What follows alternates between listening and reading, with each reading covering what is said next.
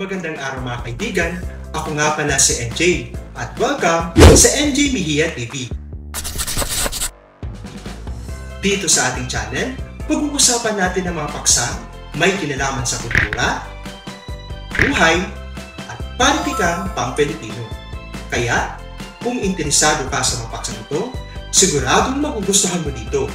Huwag na rin kalimutang i-like, share, at mag-subscribe na rin para sa ating channel.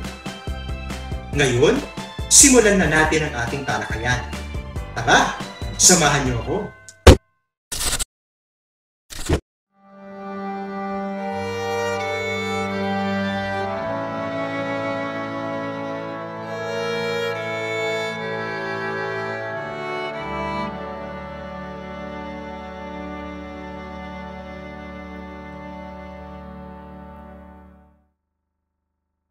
Ang ika-17 kabanata ng Noli Me Tangere, si Basilio.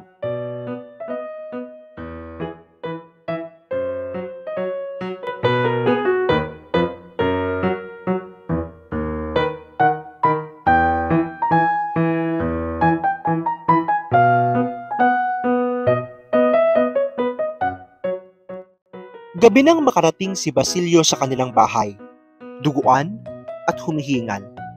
Agad siyang sinalubong ni Sisa, nanlalamig sa takot dahil wala pa si Crispin.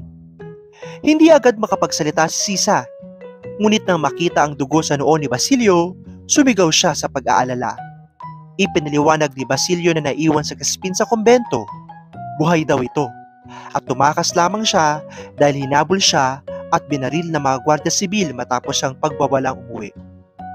Habang inaalagaan ni Sisa ang sugat ni Basilio, mas lalo siyang nag-alala para kay Crispin.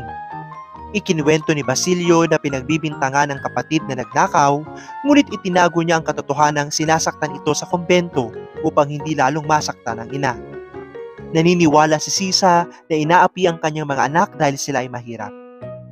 Habang nag-uusap, nabanggit ni Sisa na dumating ang kanilang ama. Ipinako nitong babalik kung magpapakabait ng mga bata.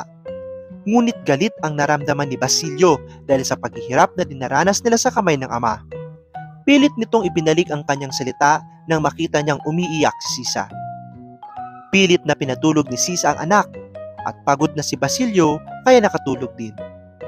Nabangungot siya at napanaginipang sinasaktan ng labis si Crispin ng kura at sakristan mayor. Nagising siyang umiiyak at nagsumamo na sana ay hindi iyon totoo.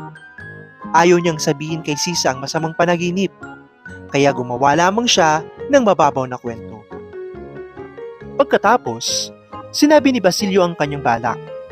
Hihinto siya sa pagiging sakristan. Ipinahanap naman ni Sisa Crispin kinabukasan at ipapasabi niyang hindi na siya babalik sa kumbento. Balak niyang magtrabaho bilang pastol ng mga hayop ni Crisostomo Ibarra at umasa ng mas maayos na buhay. Para sa kanya, makakatulong iyon upang mabuhay ng silang payapa at higit na kailangang mahirapan si Sisa sa pagtatahi. Nang marinig ito, sumang-ayon si Sisa, ngunit lihim na nasaktan dahil hindi man lang nabanggit ni Basilio ang kanilang ama. Sa wakas, muling nakatulog ang bata, habang ang gabi ay nag-iiwan ng bigat at pangamba sa mag-ina.